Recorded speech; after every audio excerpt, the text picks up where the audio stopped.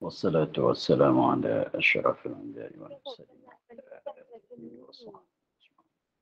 سبحانك لا علم لنا إلا ما علمتنا إنك أنت العليم وتب علينا إنك أنت التواب الرحيم وهداية للسماء لا حول ولا قوة إلا بالله لا حول ولا قوة إلا بالله اللهم نعرف بأوامرك ونعرف فلهم الملائكة المقربين والمسلمين وافتح علينا وعطيك عن الناس يا رب اشرح لنا صدرنا ويسر لنا قال الشيخ المسلم لنا في الدارين كان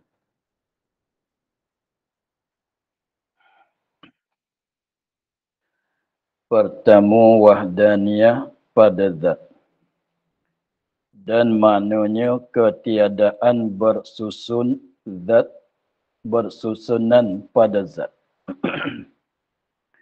seperti berjisim yang menerima bahagi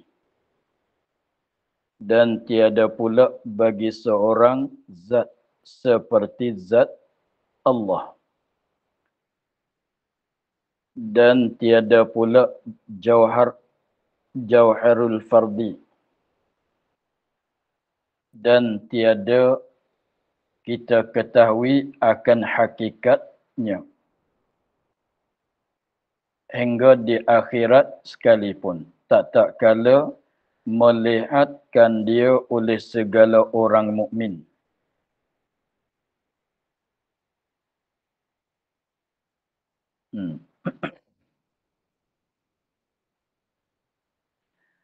Pertama kita naik atas sikit ya.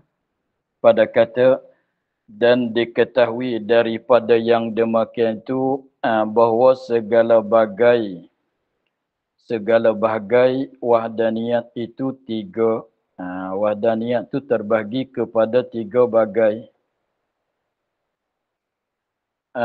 Pertama daripada tiga bagai wahdaniyat. Pertama wahdaniyat pada zat.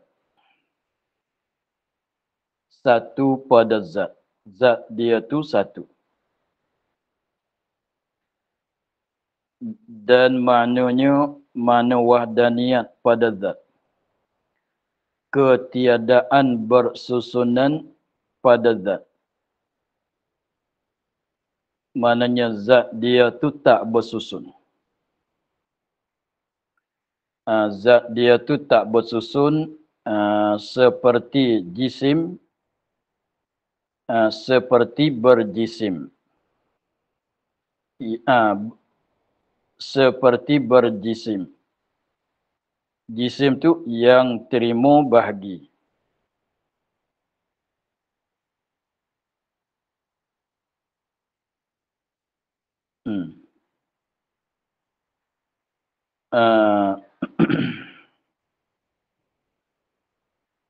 Makna wahdaniyat pada zat ya katanya ketiadaan bersusun bukan tu. Ketiadaan bersusunnya. Bukan bersusunan. Bersusunnya.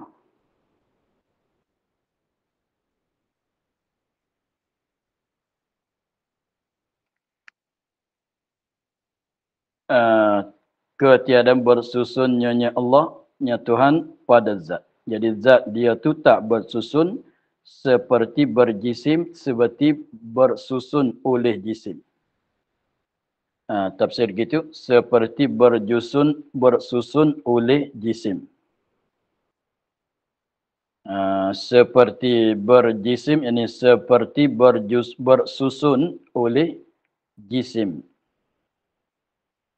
Jisim tu apa dia? Yang menerima bahagi. Mana jirim yang terima bahagi. Yang menerima bahagi, mana jirim yang menerima bahagi.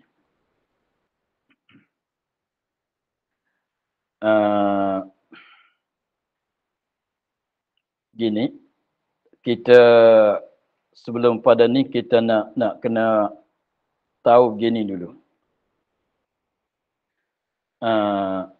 Makhluk Allah Ta'ala itu faham daripada ayat yakhluqukum wa ma ta'malun. Jadi makhluk Allah Ta'ala itu terbahagi kepada dua bagai. Makhluk Allah Ta'ala itu terbahagi kepada dua bagai. Satunya dikatakan arad, yang kedua dipanggil kata jirim. Arad dan jirim, dua bagai. Maklum, makhluk Allah Ta'ala ada dua bagai, satunya arad, satunya jirim. Jirim tu ialah suatu benda yang bertempat dengan secara sendiri, tidak menumpani kepada yang lain. Adapun arad itu ialah perkara yang menumpani pada jirim. Arad itu ialah perkara yang menumpani pada jirim.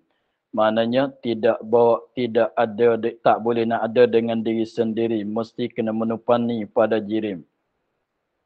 Tak boleh ada, tidak sabit dengan sendiri, melainkan menumpani pada jirim. Itu arad. Maka jirim itu pula berjuzuk ke tidak berjuzuk. Begitu. Jadi awalnya makhluk Allah Ta'ala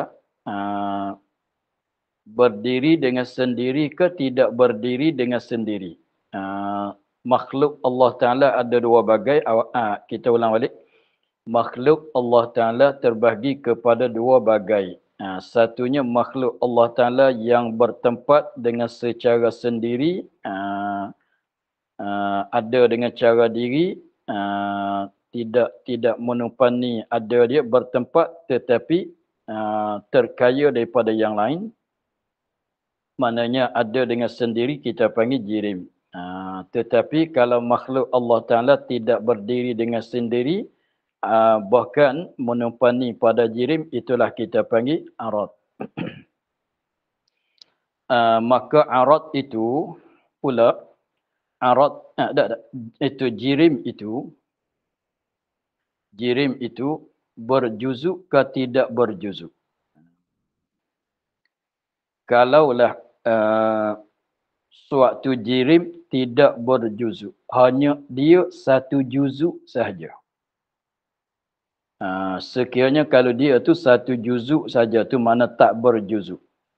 Tidak berjuzuk maknanya dia mempunyai satu juzuk saja. Maka dipanggil kata jauhar firid.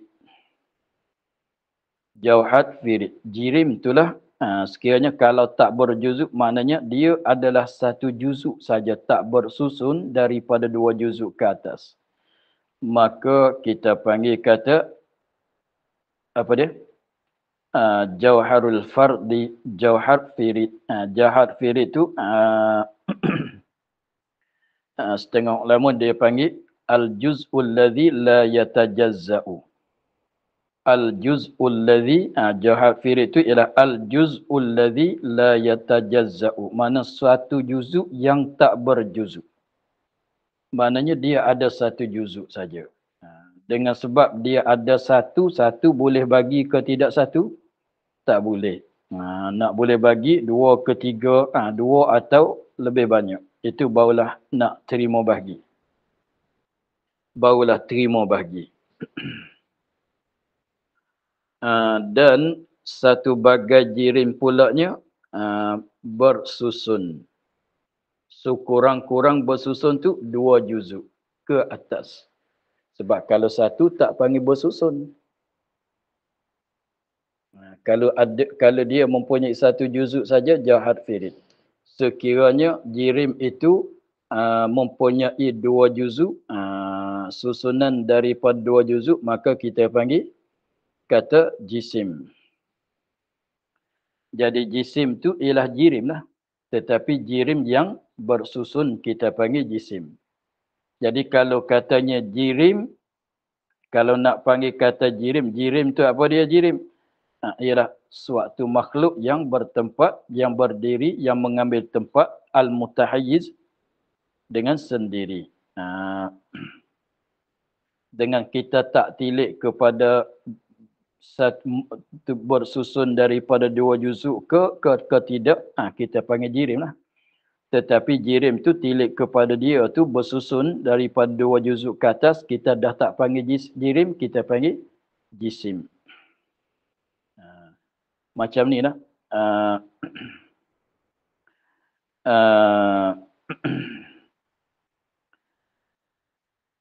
Seperti nanti kita turun-turun dia. Jadi jirim sekiranya kalau bersusun daripada 2 juzuk ke atas,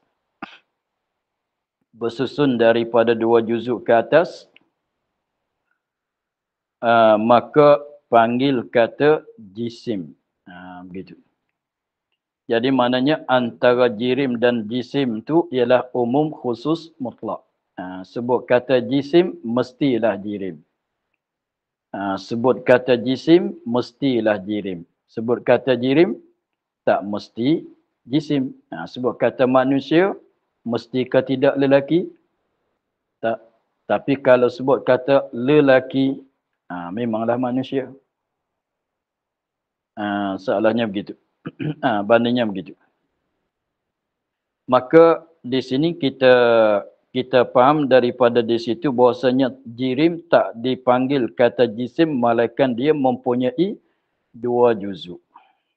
Atau lebih banyak daripada 2 juzuk. Jadi nak jadi sebuah jisim tu sekurang-kurang bersusun daripada 2 juzuk. Bersusun daripada 2 juzuk. Maka apabila kata bersusun daripada 2 juzuk, maka bolehlah kalau kita nak fardu bagi. Sebab dia dah 2. Kalau 3, 4, 5, 6 pun samalah. Tetapi kalau satu tak terima belah bagi. Kalau satu tak terima belah bagi. Kalau orang cakap kata macam mana pula satu tak boleh nak bagi, tengok telur sebiji tu boleh belah 2, belah 4. Maka jawab katanya, panggilan kita kata telur sebiji. Tetapi susun dah jisim tu, telur sebiji tu dah jisim. Sebab kita bukan kira sebiji telur macam gitu. Mana kira juzuk dia. Juzuk. Lepas tu kalau telur sebiji tu tak tahu kata berapa ribu juzuk dah tu. Maka dengan sebab jisim tu ialah jirim yang bersusun daripada sekurang-kurang 2 juzuk. Dengan sebab susunan dia daripada sekurang-kurang 2 itulah boleh nak terima bagi. Adapun jahat firid dia tak bersusun, hanya mempunyai 1 juzuk saja. Lepas tu kalau kita katanya jisim tadi yang bersusun tadi, jirim yang bersusun, kita panggil kata jisim. Jisim tu kalau kita becek, kita belah, kita bagi dengan secara 1 juzuk, maka 1 juzuk tu jadi, kita perlah balik 1 juzuk tu, kalau kita fardunya begitu, maka jadilah jahat firid. Jadilah jahat firid sebab 1 juzuk, jirim yang 1 juzuk tu dikatakan jahat firid. Apabila juzuk tu bersusun 2 ke atas, maka panggil jisim. Jirim tu kalau 1 juzuk, kita panggil jahat firid. Kalau susun-susun daripada 2 juzuk ke atas, maka panggil jisim. Dengan sebab jisim tu makna dianya ialah bersusun, yang bersusun daripada 2 juzuk ke atas, lalu tu terima bagi.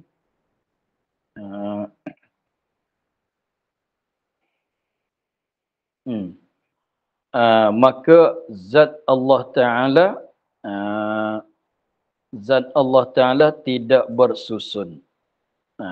Zat Allah Ta'ala tidak bersusun. Dengan sebab tidak bersusun, boleh belah bagi ke tidak? Tidak boleh belah bagi. Nanti orang kata tidak bersusun, jahat firik pula. Jahat firik, jirim. Allah bukan jirim sebab jirim tu benda yang bertempat. Allah bukan benda yang bertempat. Jadi Allah tidak bertempat, lagi pulanya tidak berjuzuk. Sebab tu zat dianya tidak bersusun. Sebab tu zat dia tak boleh belah bagi. Sebab tak bersusun. Lepas tu nak kata makhluk boleh ke tidak? Tak boleh sebab dia bukan benda yang mutahayyiz, yang bertempat. Begitu.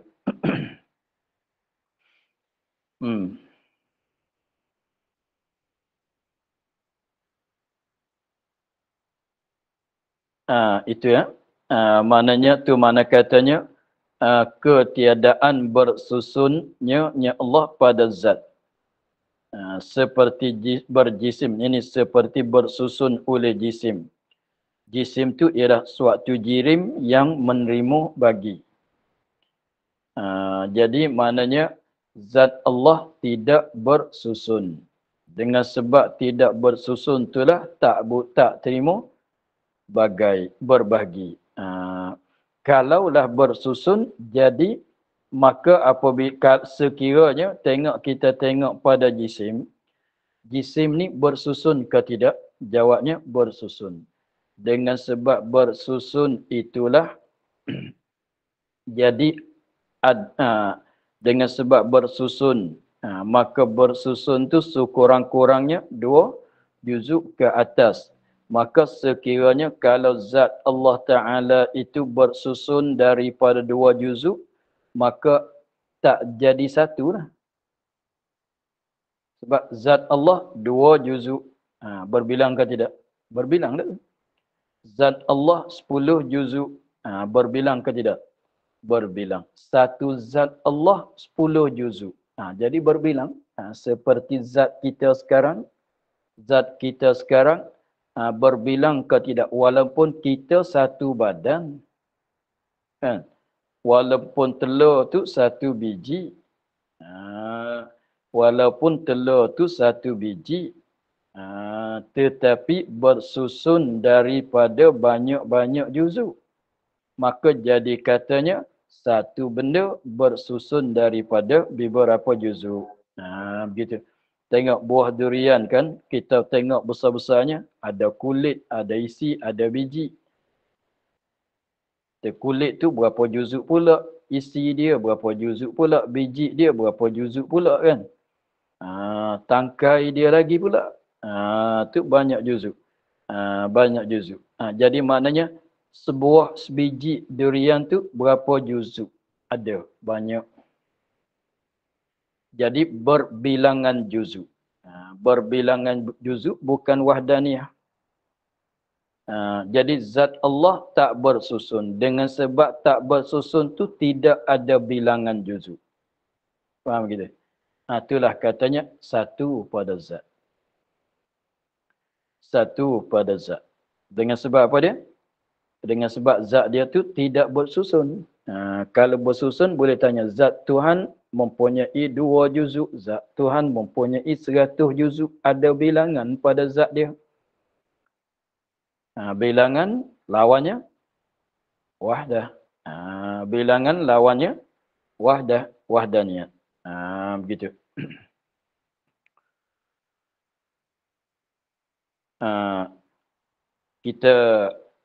Kita tak tilik gini masalah kalau katanya satu zat. Tengok kita ni, kita seorang, berapa zat kita ni? Satu saja kan. Satu badan, satu bukan berbilang. Tapi kita tak kira di situ. Satu badan kita mempunyai banyak juzuk, beberapa juzuk. Berjuta-juta juzuk, maka jadi berbilangan juzuk lah. Maka jadilah berbilangan juzuk pada badan kita. Apabila kata berbilang, bukanlah wahdaniyat. Sebab wahdaniyat tu makna satu, makna asal. Begitu. Sebab tu dia katanya makna dianya dan maknanya ketiadaan bersusun. Maknanya sekiranya fardunya kalau zat Allah Ta'ala itu bersusun. Bersusun. Yakni bersusun daripada beberapa juzu. Bersusun yakni daripada beberapa juzu. Maka walaupun zatnya satu tapi berbilangan juzu. Walaupun zat tu satu zat, sebuah zat, tetapi juzuk-juzuk dia berbilangan. Di situlah katanya tidak wahdaniyah tu sebab berbilangan, bukan dia wahdaniyah. Sebab kata wahdaniyah asal bukan berbilang. Maka kalau zat Allah Ta'ala bersusun daripada banyak-banyak juzuk, jadi berbilangan juzuk zat Allah Ta'ala. Sebagaimana juzuk, sebagaimana jasad kitanya, badan kita tu bersusun daripada beberapa juzuk. Walaupun kita satu badan, tetapi satu badan kita tu mempunyai beratus-ratus juta-juta, beribu-ribu juzuk. Maka jadi ada bilangan ke tidak pada diri kita? Ada bilangan. Tidak satu. Tidak asal. Inilah kita panggil masalah kam muttasil.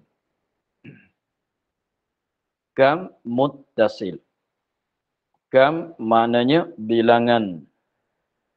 Kam maknanya bilangan. Berbilangan juzu. Berbilang, ada bilangan, boleh bilang.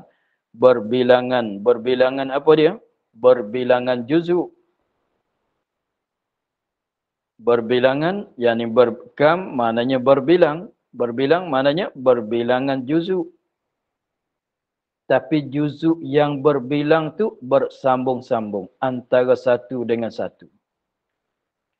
Juzuk yang berbilang tu bersambung-sambung satu dengan satu. Tengok dengan secara kasarnya, dengan secara luah-luahnya, tengok kitab yang ada di depan kita.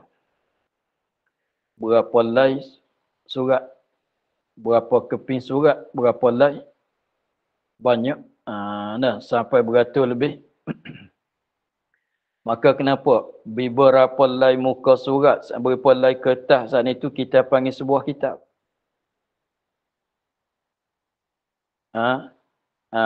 Tengok, kita katanya ini sebuah kitab.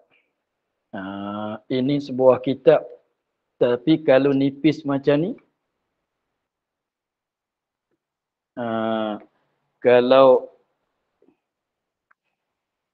kalau nipis macam ni, sebuah kitab ke tidak?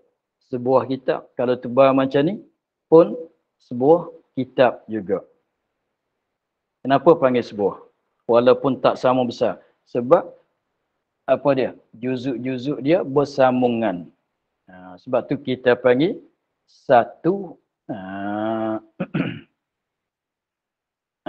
Walaupun dia mempunyai beratus-ratus sampai 500 muka keping surat, itu lai kertas sekalipun, tapi kita panggil sebuah kitab. Sebab apa? Satu lai itu berhubung-hubung, bersambung-sambung. Jadilah sebuah kitab, tetapi sebuah kitab tu berapa? Tengok, kain suat selai kain. Kenapa kita panggil selai kain? Padahalnya benang dia tu berapa? Nak jadi sebuah sehelai kain, tak kira besar ke luas ke, besar kecil ke kain selai kain tu.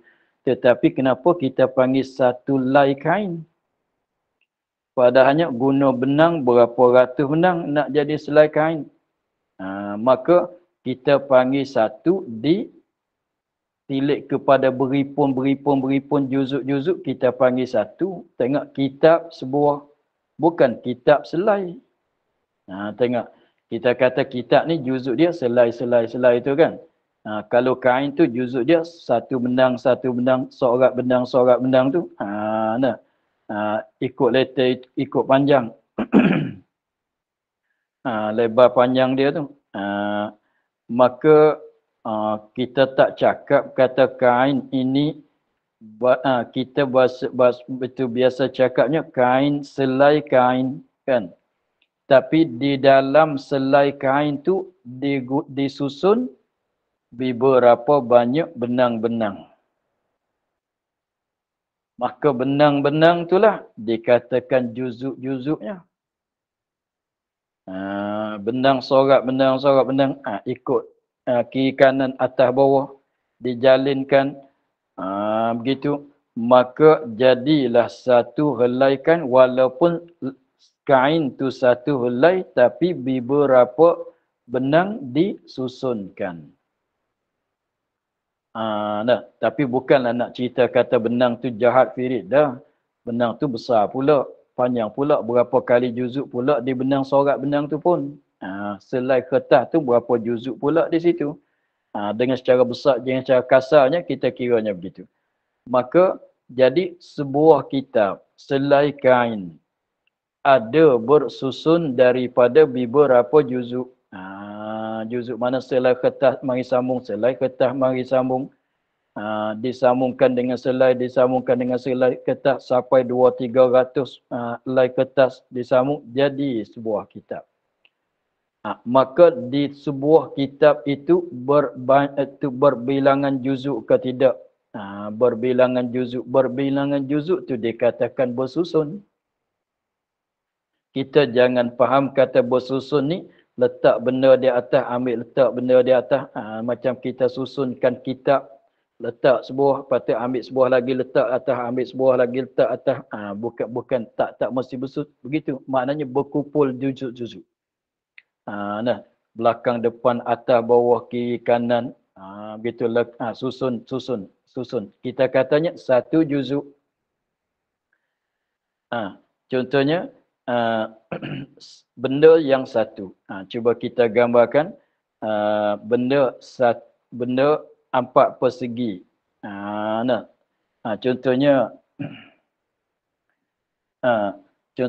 ini satu. Ini satu. Lepas tu apabila kita susun, nak susun tu, kalau letak atas pun boleh juga. Letak di bawah pun susun juga. Letak di tepi kanan, susun juga. Di sebelah kiri pun susun juga. Di depan pun susun juga. Letak di belakang pun susun juga. Sebab tu kain tu susunan daripada beberapa helai benang. Tapi tebal ke tidak? Balik ke kain tak tebal. Kalau kita hafal tu maknanya satu lapis je. Tapi dia susun tu apa dia? Dia tak macam kita susun benda yang banyak begini. Tapi cara susun boleh umum. Sambung di belakang pun panggil susung, sambung di depan pun panggil susung, sambung di atas pun panggil susung, sambung di bawah pun panggil susung. Jadi maknanya boleh kita nak sambung-sambung mana-mana dia satu benda ni ada berapa pihak? Satu benda ada berapa pihak? 6. Atas, bawah, kiri, kanan, belakang, depan. Ada begitu kan? Ada 6. Atas, bawah, kiri, kanan. Apa dia? Belakang, depan. Lepas tu kalau kita ada satu benda, dah ada satu, ambil letak di depan pun sambung. Susun dah jadi. Ambil letak di belakang dia pun susun. Letak sebelah kiri pun susun. Letak sebelah kanan pun susun. Tengok apabila kita pakai kopiah masalah. Tu susun dah. Tapi susun sebelah atas kan. Kita pakai selipar, susun ke tidak? Susun. Tapi sebelah bawah. Begitu. Apabila kita impitkan badan kita, bahu kita sebelah kanan dengan dinding, susun dengan dinding. Salahnya begitu. Jadi itu nak bagi faham kata bersusun, jangan faham kata macam kita susun kitab, letak sebuah, patut ambil sebuah lagi letak atas, ambil sebelah lagi letak atas, ambil sebuah lagi letak atas. Itu susun pada lurah kita. Kita tak nak begitu.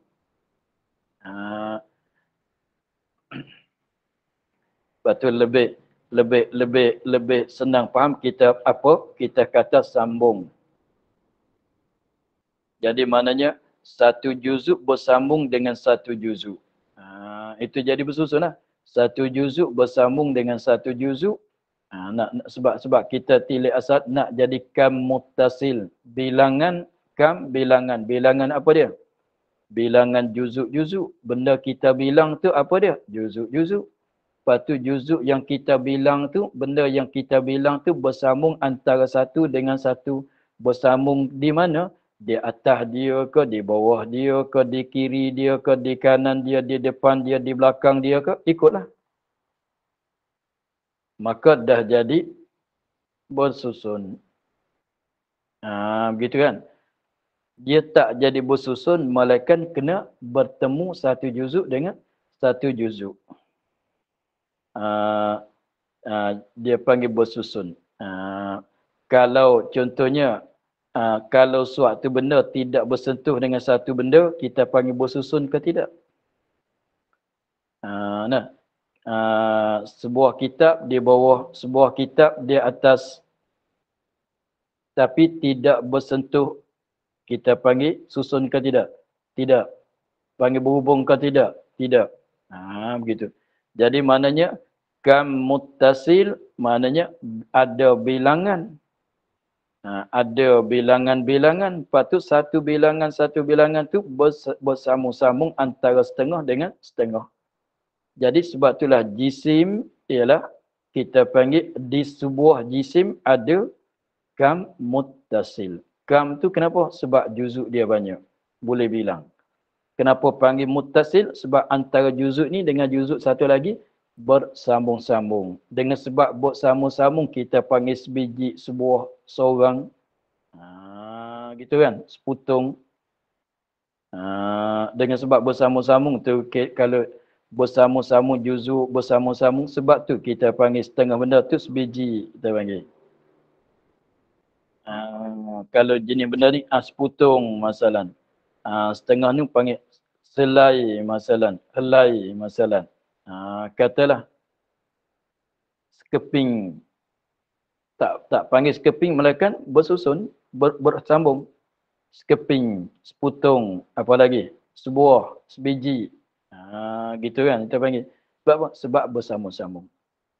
Tetapi kalau tak bersambung-sambung, kita tak panggil sebuah, sebiji, sekeping, selai, seputung. Tak panggil begitu lah. Tengok nasi kalau duduk dalam bersambung-sambung, kita panggil nasi sepuyuk. Kan? Nasi sepuyuk, satu puyuk. Nasi satu puyuk. Kenapa panggil satu puyuk? Tak kira banyak sikit. Kalau kita tak nak masak nasi, berah satu cumpak masalan. Orang tu dia masak nasi, berah 2 gantang. Kita sepuyuk dia sepuyuk. Ya banyak, kita sedikit. Kenapa yang kita ni panggil sepuyuk? Sebab sebiji-sebiji berah, sebiji-sebiji nasi itu berkumpul di satu tempat. Kita panggil sepuyuk lah. Begitu kan? Kita panggil sepuyuk. Yang nu banyak yang dia. Tapi sepuyuk juga. Kita ni sepuyuk juga. Kita satu cumpak saja. Dia 2 gantang. Sikit banyak. Tapi janji sama dengan kita. Kenapa kita panggil satu puyuk? Sebab sebiji nasi itu bersambung-sambung. Begitu kan? Itulah keadaan jisim.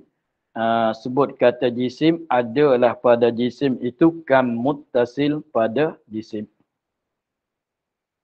Ada kam muttasil pada jisim. Maka Allah Ta'ala, zat Allah Ta'ala tak bersusun macam jisim. Zat Allah Ta'ala tidak bersusun macam jisim. Dengan sebab itulah tidak ada kam muttasil pada zatnya. Begitu. Satu. Dan tiada pula bagi seorang zatnya seperti zat Allah. Ini. Ambil misal tadi. Kita ada selai kain, dia ada selai kain. Jadi dua ke tidak?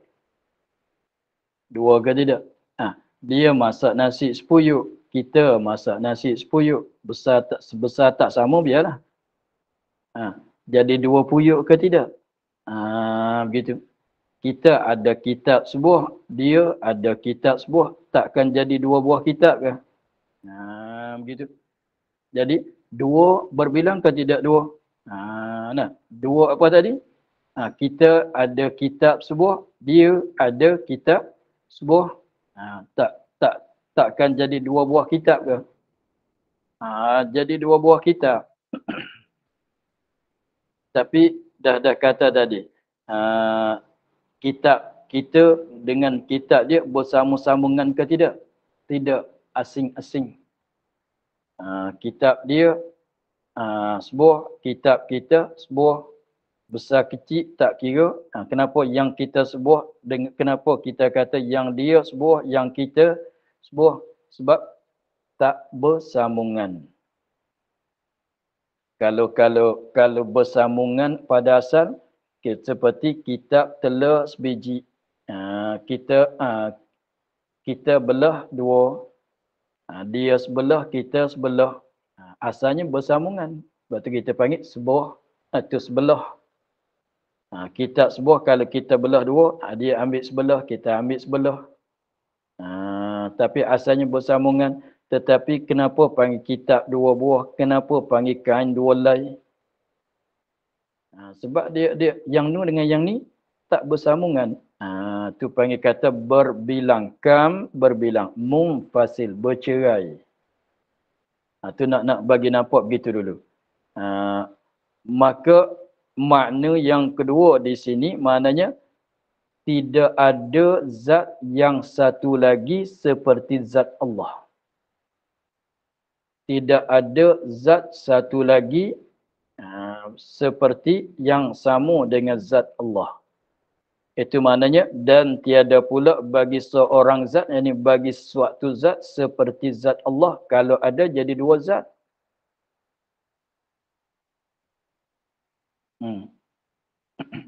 Kalau ada zat Allah memanglah ada.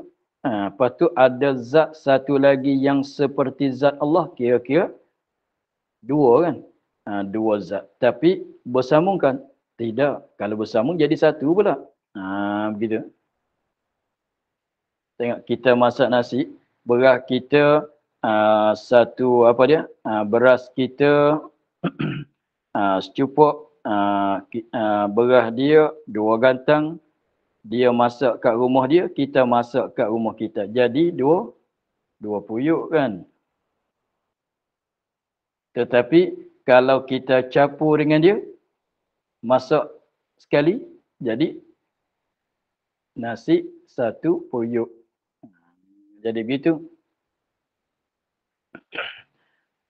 Jadi maknanya tidak ada suatu zat yang seperti zat Allah. Sekiranya kalau ada, maka jadi dua zat. Sekiranya kalau ada, maka jadi dua zat. Sana satu, sini satu. Maka sana satu, sini satu, jadi dua. Dua itulah katanya kam. Sana satu, sini satu. Kenapa kata sana satu, sini satu? Nak bagi nampak kata tak bersambung. Bahkan bercerai-cerai. Itu munfasil, infisal, mana bercerai. Dua benda yang kita bilang tu masing-masing duduk, berasing-asing. Ni sebuah, itu sebuah. Kenapa kata itu sebuah, ini sebuah? Sebab tak bersambung. Tengok, ada orang tu, dia orang kaya, dia beli, asal rumah dia ada sebuah. Lepas tu, apabila ni rumah saya sebuah, itu rumah abang saya sebuah. Lepas tu abang dia nak jual. Abang dia nak jual. Asalnya belum pada tu rumah dia sebuah, rumah abang dia sebuah, berdekatan. Tapi jadi sebuah rumah ke dua buah rumah? Dua buah rumah. Rumah dia sebuah, rumah abang dia sebuah. Tetapi abang dia nak jual. Abang dia nak jual. Apabila abang nak jual, dia beli. Dia beli. Apabila beli, jadi dua-dua tu milik dia. Lepas tu dia, rumah tu bersambung, kita panggil sekarang dah jadi. Ini jadi sebuah rumah ke dua buah rumah? Jadi sebuah dah. Sebab dia sambung. Kan? Apabila dia beli, dia sambung. Buka pintu, kita katanya. Rumah berkembar tu. Rumah berkembar sekalipun, tetapi tuan lain-lain, kita panggil dua buah rumah kan. Dua buah rumah. Sebab tuan lain-lain. Tetapi apabila dia ambil sebelah lagi, maka dia buka pintu kat tengah tu, maka jadilah sebuah rumah. Sebab dah jadi sambung. Sebab orang seorang yang memilik. Dulu tadi, dua orang yang memilik. Sekarang seorang. Kita panggil sebuah rumah. Sebab tu cakap, ni rumah sebuah ni asalnya dua buah. Kenapa kata begitu? Rumah sebuah ni asalnya dua buah. Kenapa? Dulu tak bersambung, sekarang dah jadi berhubung. Begitu.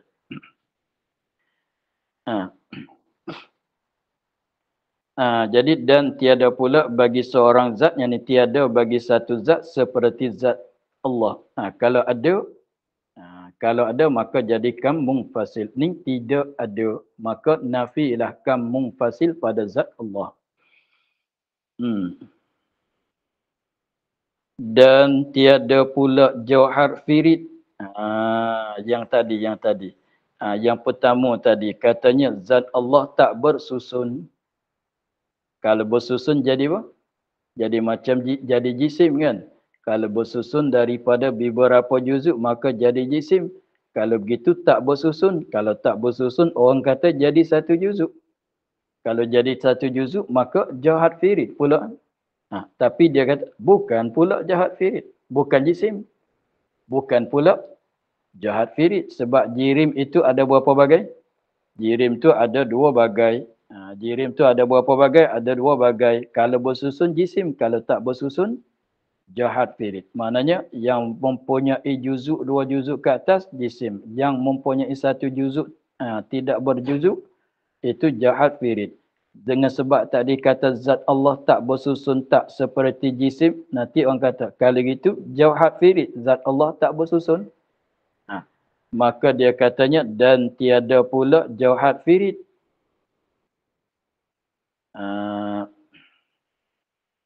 Dan bukan pula jauhar firid.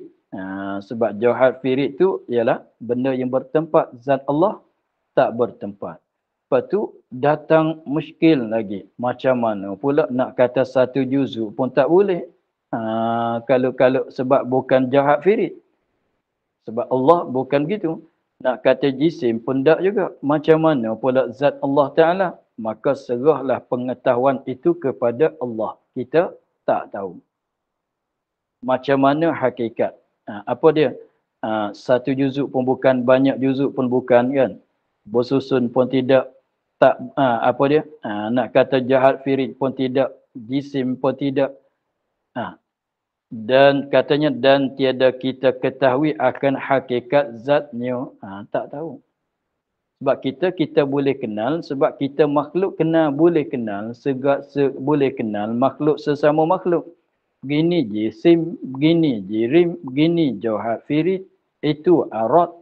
Kita kenal lah sama-sama benda makhluk. Tetapi macam mana zat Allah Ta'ala bukan jauhar, bukan jisim ni? Bukan jauhar, bukan jisim. Macam mana? Maka tak boleh kita nak tahu sebenar-benar hakikat zat Allah Ta'ala. Tak boleh nak kenal, tak boleh nak tahu. Enggak di akhirat sekalipun. Di alam akhirat nanti pun tak boleh nak kenal. Macam mana pula atas dunia? Apakah lagi di atas dunia? Tak kala melihatkan dia akan zat Allah oleh segala orang yang mukmin di dalam syurga nanti. Walaupun orang mukmin dapat tengok kepada, dapat memandang kepada zat. Wujuhi yawma idzin nazirah. Apa dia? nadhirah. Ila rabbiha nazirah. Memandang kepada zat Allah. Walaupun kita boleh tengok zat kepada, boleh memandang kepada zat Allah Ta'ala. Tetapi kalau tanya selepas pada tengok macam mana hakikat zat Allah, tentu tak boleh nak jawab. Sebab tak tahu. Walaupun kita dapat tengok memandang kepada zat Allah, tetapi memandang pun memandanglah. Tetapi tak boleh tahu juga hakikat dia macam mana. Begitu. Maka iaitu ibarat daripada nafi kam muttasil pada zat. Maka iaitu wahdaniyat pada zat. Ibarat daripada nafi kam muttasil pada zat, artinya tiada dapat zat itu dibelah atau kerat. Ini kata nafi kam muttasil pada zat, masalah tidak bersusun tadi. Masalah tidak bersusun, dengan sebab tak bersusun ternafilah kam muttasil. Kalau bersusun tu jadi kam muttasil. Begitu ya. Nyata daripada huraian tadi. Maka iaitu ibarat daripada kam muttasil pada zat. Sekiranya kalau zat Allah Ta'ala bersusun, maka tak ternafi, bahkan sabit kam muttasil pada zat. Iaitu tiada dapat zatnya itu belah dan kerat dan dikerat, potong. Kenapa tak boleh belah? Kenapa tak boleh kerat? Sebab tak bersusun. Nak fardu kerat pun tak boleh. Nak fardu potong belah pun tak boleh sebab ia tak bersusun. Dengan sebab tak bersusun, kita nak kata panjang tak boleh. Nak kata tebal tak boleh. Nak kata lebar pun tak boleh. Sebab nak potong ikut panjang, belah ikut tebal kan. Begitu. Maka dengan sebab tak bersusun, kita ni panggil panjang, tebal, lebar sebab dia bersusun. Seperti sehelai kertas walaupun tak tebal, nipis kan, tapi ada lebar panjang ke tidak? Sehelai kertas kan, sehelai kertas tu walaupun kita kata tak ada tebal, tetapi panjang dia ada, lebar dia ada, maka lalu tu boleh bagi juga. Tapi nak belah tak boleh sebab ia tak tebal. Nak belah benda yang tebal. Begitu ya. Dia tak itu tiada dapat zatnya itu dibelah dan dikerat. Memanglah sebab tak bersusun. Begitu.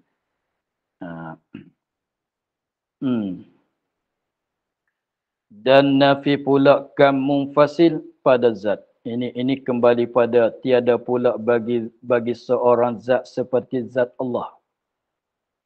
Itu masalah katanya tiada pula bagi seorang zat, ini tiada pula bagi satu zat seperti zat Allah. Dan nafi pula kam munfasil pada zat. Kiranya kalau zat Allah dah ada satu zat. Zat Allah satu. Sekiranya zat Allah satu dan ada zat yang lain sama dengan zat Allah juga, maka jadi dua lah. Adapun dia zat, kita zat, tak boleh nak bilang dua sebab jenis lain-lain. Tengok, kita ada lembu seekor, ada kambing seekor. Boleh cakap saya belah kambing 2 ekor, boleh tak gitu? Tak boleh. Jenis lain tak boleh panggil kambing 2 ekor. Tak boleh panggil saya ada lembu 2 ekor. Boleh ke begitu? Tak boleh. Kena kata kambing seekor, lembu seekor. Sebab jenis lain-lain tak boleh bilang kata jadi 2. Boleh bilang ke jadi 2? Kambing seekor, lembu seekor. Jadi 2 ke tidak? Tak boleh. Tapi kenapa tak boleh? Tapi kalau cakap begini boleh pula. Sebab kambing tu apa dia? Binatang. Lembu tu apa dia? Binatang. Saya ada 2 binatang. Bolehlah sebab lembu dan kambing sama di binatang. Kan? Contoh juga, gini juga. Kalau kita kata anak kita, kita tilik atas yang pertama lelaki, yang kedua perempuan. Boleh ke tidak kita nak cakap kata 2 anak lelaki? Tak boleh. 2 perempuan boleh ke tidak? Tak boleh. 2 lelaki pun tak boleh. Tetapi 2 anak boleh ke tidak? Yang ni dengan yang ni berkongsi pada anak. Tidak berkongsi pada lelaki perempuan. Sebab tu kalau kita ada belah kambing seekor, ada belah lembu seekor, 2 ekor binatang. Bolehlah. Sebab kambing pun binatang, lembu pun binatang. Tetapi lembu bukan kambing, kambing bukan lembu. Kalau nak sebut lembu, kena kata seekor lembu. Nak sebut kambing, kena kata seekor kambing. Begitu. Maka sebab itulah zat Allah tak macam dengan zat kita. Jenis lain-lain. Maka nak kata 2 zat boleh ke tidak? Tak boleh. Zat Allah Ta'ala, zat kita, 2 zat. Tak boleh begitu sebab zat lain-lain. Begitu ya. Jadi yang sini maknanya zat yang sama-sama dengan zat Allah tak ada. Itulah makna nafikan munfasil. Dan iaitu tiada dapat dan iaitu nafikan munfasil. Iaitu tiada ada zat yang lainnya itu seumpama zat Allah. Zat yang sama serupa dengan zat Allah tidak ada. Kalau ada jadi 2, maka jadilah kam munfasil pada zat. Adapun zat kita dengan zat Allah kenapa tak bilang jadi 2 kalau orang tanya? Jawab macam mana? Macam pera lembu kambing tadi. Seekor lembu, seekor kambing. Sebut lembu, sebut kambing tak boleh kata 2 ekor. Tapi kalau kata binatang boleh. Sebab tu kalau kita tilik kepada zat Allah maujud. Zat kita maujud ke tidak? Maujud. Boleh nak cakap maujud tu banyak. Boleh ke tidak? Benda maujud itu banyak. Satunya zat Allah. 2nya zat kita. Boleh ke tidak? Sebab zat Allah dengan zat kita tempat berkongsinya di maujud. Begitu kan? Tapi berlainan zat Allah tak bertempat. Zat kita tidak bertempat. Kita ambil yang tempat kongsi boleh nak kata 2, 3. Begitu. Begitu ya.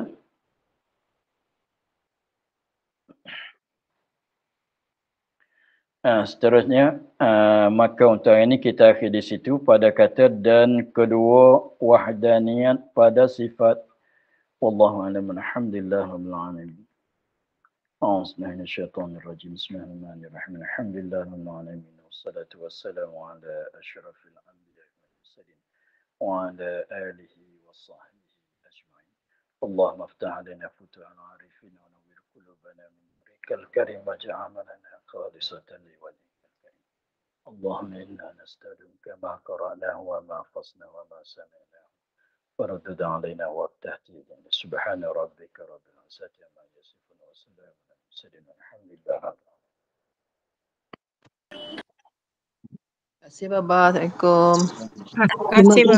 Terima kasih Baba. Assalamualaikum. Terima kasih Baba. Assalamualaikum. Assalamualaikum warahmatullahi wabarakatuh. Terima kasih Baba.